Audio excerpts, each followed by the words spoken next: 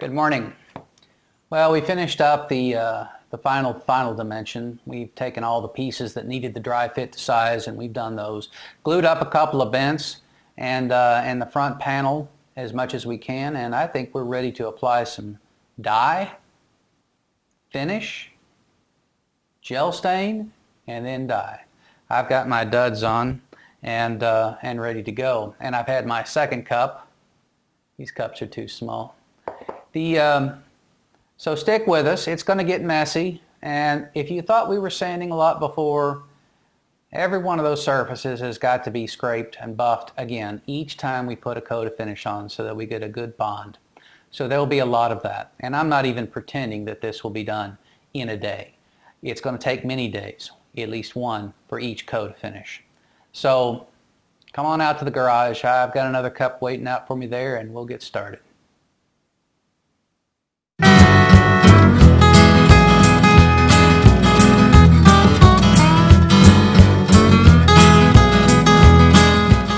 Welcome to Roby's Garage Workshop, featuring the craftsmanship of Roby Price.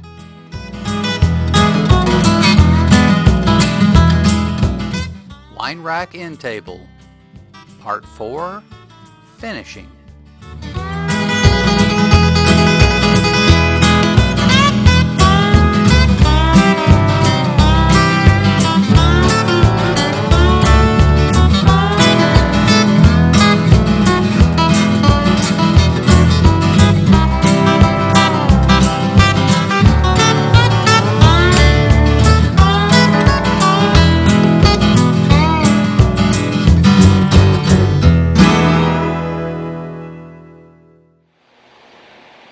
Well, we're ready to start the first part of a 4-part finishing process that we use for Quarter Sawn White Oak. The intent is to bring out the grain and bring out the fleck in the wood. And to do this 4-part process, we have a dye, and then we have Seal-A-Cell, which seals the dye in. We put a gel stain on top to help darken it up a little bit, but more importantly to accentuate the grain and the pores that are prevalent in an open pore wood. And then finally we have an Armor All seal that actually seals the product and makes sure that moisture doesn't give it a problem or change the grain. Now the dye is the first process, and for the dye I'm using distilled water and a trans-tint dye. This will raise the grain just a bit, and we will have to buff it before we apply the Seal-A-Cell and seal it in, but that's just part of the process. We could use alcohol, but I think we get a better saturation with this right here. So I have prepped all of my pieces where I do not want stain, dye, or sealer so that I can get a wood-on-wood bond. That actually takes a little while, but this is something you have to do. Secondly, once I apply a stain or a dye, I have to have a place to put it. I can't just put it on the tabletop. So you've got to have a place to go to. For instance, these pieces right here are difficult. However, what I have done is I have placed a strip with screws. I prefer screws over nails because the screws will bite. And now I can leave it there and they will dry. It is important to make sure that you have a coating on there, but not so much that it drips on the bottom. So keep an eye on that. Additionally, these items right here also need to be looked after. So these are easy enough to clamp. I have some clamps here. I will clamp them right there. Now finally, the vents. Fortunately, I've got legs. They're 1 1/4 by 1 1/4. So I'll just set these up and they'll be fine. For the dye, we're going to flood this on pretty heavily. So I've got a sponge terry cloth brush, and we'll make sure that we get a good coat over the full surface. Also, I don't want a good coat on my hands, so I'm going to put some gloves on. I'm going to do that and get set up a little bit more, and then we'll start this process. So remember, we do have this recipe with the plans for the project, and there are a number of different color choices with that you can choose from, and we can make that available. So give me a moment. I'm going to put on my gloves. I'm going to get a few more of these pieces set up and ready to go, and we'll start this process. Each step in the process takes about a day because you want it overnight to dry. Keep in mind that where a mason jar is a great way to store this stuff, it is a very poor medium on which to use it to soak up in the sponge.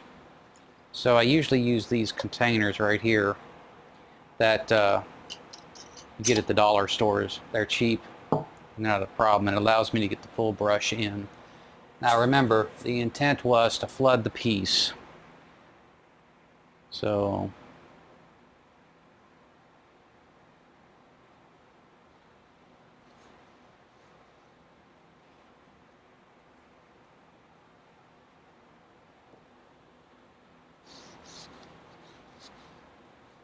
keeping a wet edge, completely saturate the piece. Let it soak in, and that's fine. Just make sure you don't miss any spot, because if you miss a spot, you'll be tempted to dye twice, and don't do that, because although this is 1 times dye, it's still 1 times dye. There's nothing unusual about putting dye on a piece other than keeping a wet edge and keep moving. At the end of the day, you'll want to wipe all this off to get a uniform finish. And I don't know if you can see this, but part of that fleck is starting to show up. It's plainly evident from my point of view. Now, as long as the edge is wet, don't be afraid to really put it on. And you're going to have to in these corners. It really needs to get in there. So it's going to be messy.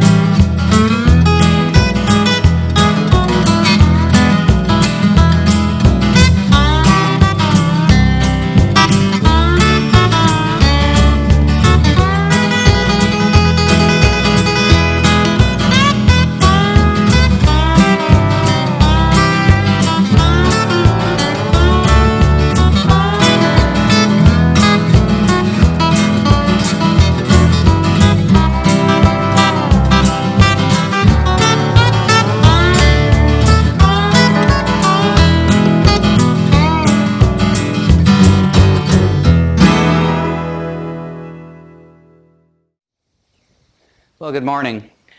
We're in our next stage of finishing. As you can see, I've rethought my my hanging apparatus for my wine holder sticks and gone this way. This will help when I put the Seal-A-Cell sealer on top of them. It'll give me something to push against, and it will keep the finish from settling to the bottom.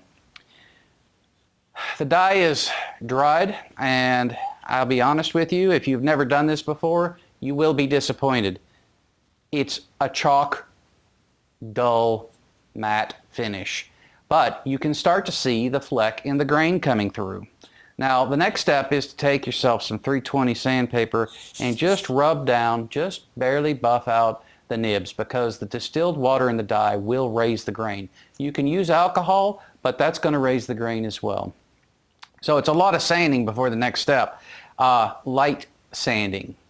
Fortunately, this is a dye. It's not a surface finish. It does go into the wood a little deeper. But remember, you're just trying to knock off the top. So a lot of sanding before our next step. Well, it took a while, but I've gotten all my pieces scuffed.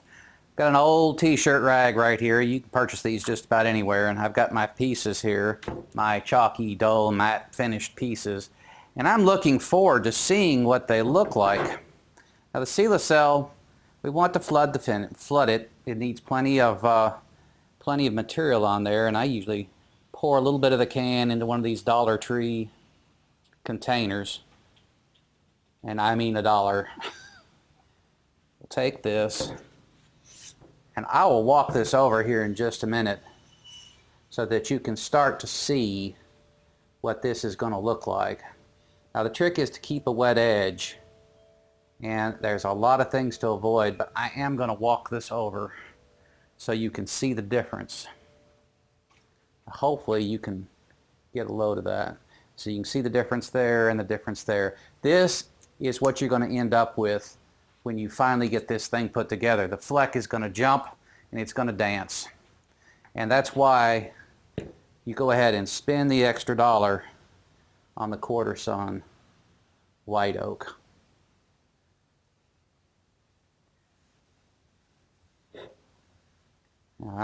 My rag is a little damp and I've got a lot of corners to get in between, so this is going to get a little messy. Well, I thought I would tackle the easiest ones first, and I've done 2 already, and I'm not too sure it's the easiest ones. Remember, I did these individually and they'll be placed on later, and the whole idea was I didn't want to get into this full matrix trying to get inside with all the pieces to get a good even coat. And what I'm finding here is it is actually difficult to get an even coat because it's not held on to anything.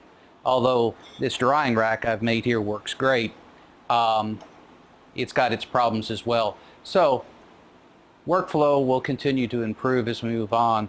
The real trick, we're going to apply the gel stain now.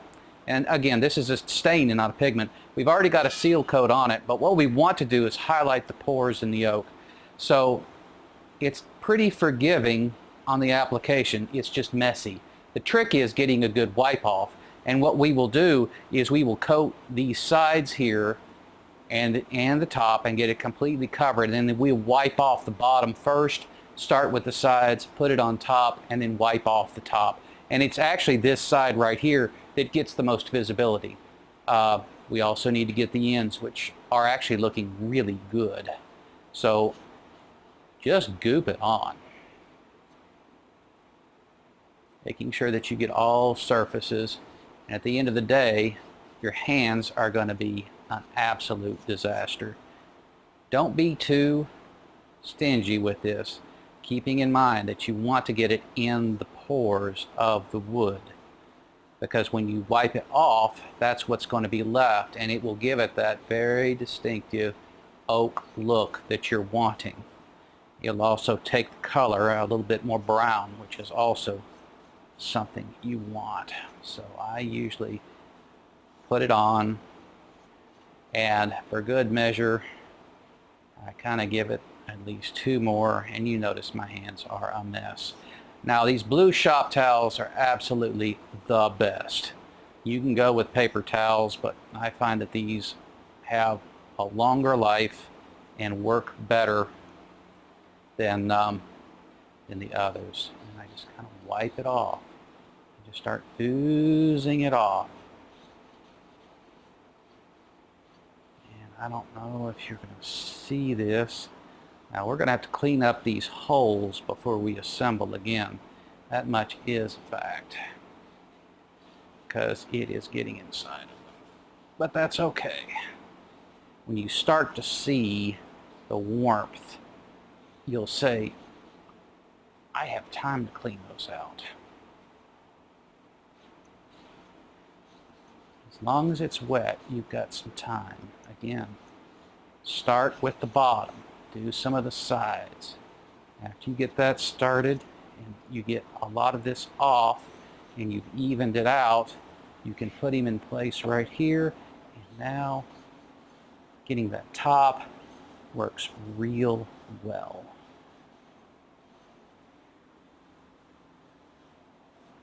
Now every piece is a little different, and some of these pieces have a lot of grain and some of them do not. Now do make sure you wipe the ends off before you go to the next piece. That is important. And finally, make sure you wipe down every place you've touched. All right. There we go. There's your first one. I got a long way to go. Well, this turned out a whole lot better than I thought it would. Once I got a good workflow set up, this rack actually proved to be very effective.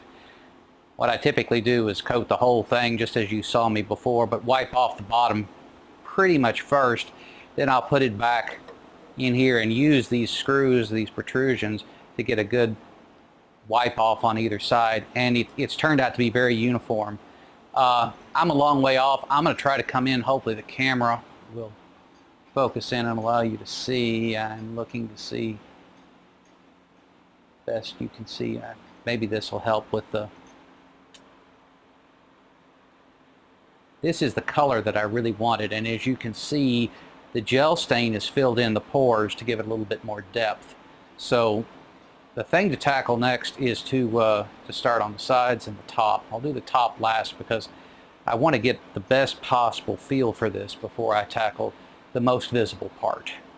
So that turned out nice. 2, 3.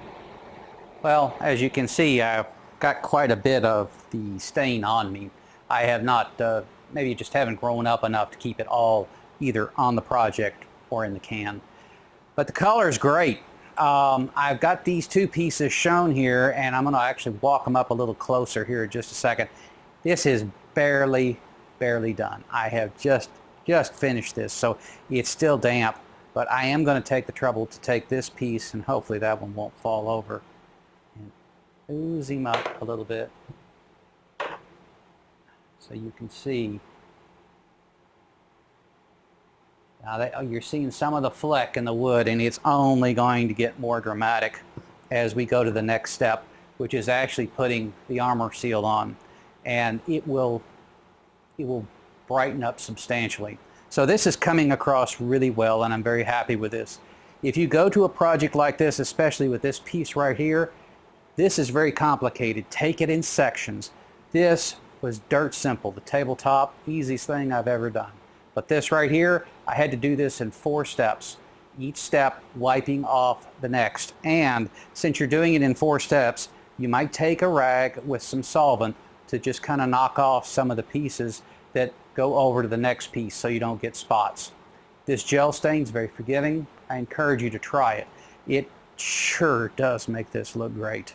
So next time you see me, I'll be putting on the clear coats.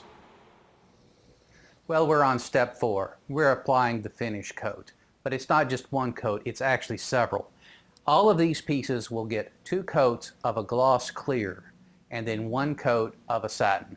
Now the reason for this, the clear coat, is I want to be able to see the wood. 3 coats of satin will start to make the finish look a little muddy, and I'm not after that. I would rather have it absolutely clear, but I have to have some sort of a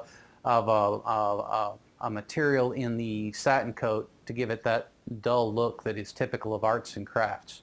So here I am with 2 coats on everything except the tabletop. Now I wanted 2 decent coats on the bottom, which meant my second coat, I wasn't going to turn it over again. So the tabletop, because it isn't able to be put on a peg, put in a clamp, or stood on edge, it's a little slower, and that's fine. So this will get a coat of clear. Everything here is going to get buffed with 320 grit, and then we'll come back with a satin. And we buff again. Well, it's the same old, same old. I've got my pad here, and everything has been scuffed and buffed and ready for application. The one thing I would say about your satins, anything with a non-gloss finish, make sure you stir the heck out of it. Don't get a bubble in it, but stir it up continuously. Make sure everything is inside the fluid, everything is mixed well. Otherwise, it will not lay down like you want it to. In addition to that, I have been told it causes streaks if you don't get total proper mixing of the entire formula. So again, same as always, we'll pick up a piece and wipe it down, and I'm not going to put you through this. It's just a lot of the same.